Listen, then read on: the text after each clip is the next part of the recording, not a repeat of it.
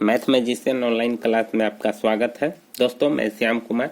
मेरे पास दो क्वेश्चन है और दोनों समांतर श्रेणी का क्वेश्चन है। एक 2 नंबर वाला क्वेश्चन है, ये 2 अंक में पूछा जाता है और ये ऑब्जेक्टिव क्वेश्चन 1 अंक में पूछा जाता है। तो दोस्तों, मैं आपको दोनों क्वेश्चन को बना करके दिखाता हूँ कि आप किस प्रकार से जवाब देते हैं। तो सबसे पहले ये जो 2 अंक में पूछा जाता है उस क्वेश्चन को आपको बना करके दिखाना पड़ेगा और ये जो ऑब्जेक्टिव क्वेश्चन पूछा जाता है इसको आपको रफ में काम करके सीधा आपको इसमें आंसर देना होगा।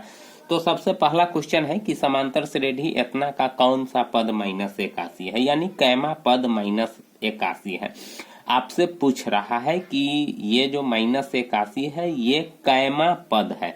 तो दोस्तों, आपको नहीं है मालूम कि ये कैमा पद है, तो हमने इसको मान लिया कि यनमा पद है -41। अब आपके पास एपी दिया हुआ है 21, 18, 15 ...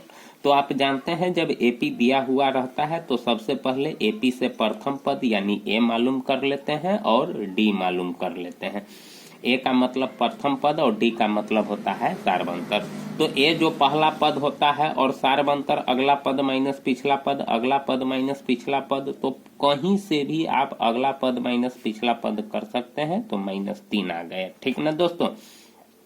तो ए भी मालूम हो गया और डी भी मालूम हो गया। तो आप जानते हैं कि टी एन यानी यनमा पद निकालने का फॉर्मूला होता है a + n-1 इंटू डी, यही होता है यनमा पद निकालने का फॉर्मूला।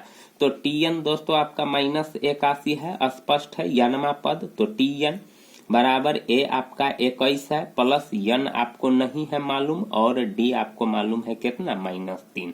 अब इसको दोस्तों सीरियली ढंग से इसको हल करेंगे जिस प्रकार से समीकरण हल करते हैं। तो आपको समीकरण हल करने आता ही होगा। -3 से सबसे पहले इसमें गुना कर देते हैं तो 21, और देखिए -3 से प्लस n में गुना कीजिएगा तो क्या हो जाएगा -3n हो जाएगा, और इस -3 से -1 में गुना कीजिएगा तब +3।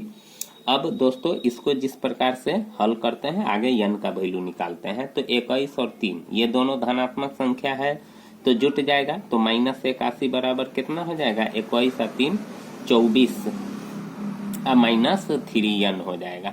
अब क्या करते हैं समीकरण को सीधा कर लेते हैं, यानी 24 -3n बराबर हो जाएगा -81। अब 24 को उस साइड ले जाएंगे तो -3n बराबर -81, 24 इधर आएगा तो ये भी माइनस हो जाएगा क्योंकि प्लस है।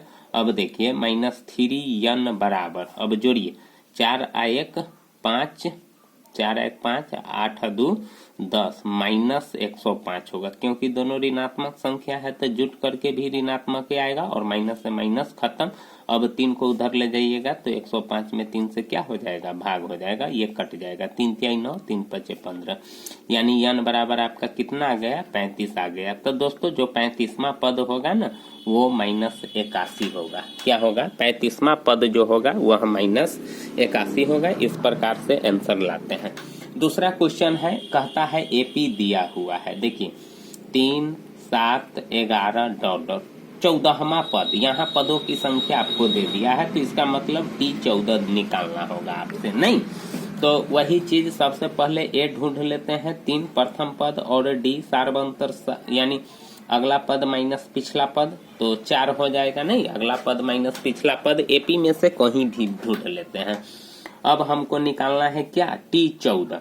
तो आप जानते हैं Tn रहता है तो a + n-1 इंटू डी, यही वाला फॉर्मूला लगाते हैं a + n-1 इंटू डी। ए आपका 3 है और n यहाँ स्पष्ट लिखा हुआ है 14 - 1 और सार्वंतर कितना है 4 है। अब इसको हल करते हैं, ठीक ना। तो क्या हो जाएगा 3 + 14 में से 1 जाएगा तो 13 × 4, तो 13 × 4 = 52, यानी 3 + 52 हो जाएगा, नहीं हो जाएगा। अब 52 और 3 कितना हो जाएगा 55। तो इस प्रकार से देखते हैं कि कौन मेरा ऑप्शन है, तो बी है।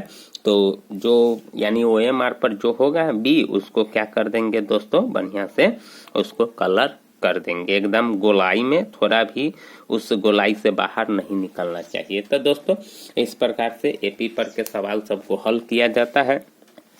तो दोस्तों अगर आपके भी मन में ये समस्या उत्पन्न होती होगी कि मैथ में कोई ऐसा चैप्टर है जो हमको दिक्कत करता है, परेशानी करता है, क्योंकि पढ़ना तो पड़ेगा दोस्तों अच्छा नंबर लाने के लिए, तो आपको किसी भी सब्जेक्ट में अगर आपको समझने की ज़रूरत होगी बेहतर से बेहतर ढंग से, तो दोस्तों कमेंट जरूर कीजिएगा। मैं आपके लिए उस टॉपिक को जरूर लेकर के आऊँगा, ठीक ना दोस्तों। तो कम से कम आप यानी कमेंट तो करके देखिए, इसीलिए भीड़ में जाने से अच्छा है कि मैं आपको पर्सनली बता दूं, और मैं कोशिश भी करूंगा कि आपको मैं समझा दूं। तो दोस्तों अभी तक आपने चैनल को सब्सक्राइब नहीं किया तो जरूर कर लीजिएगा। थैंक यू, धन्यवाद।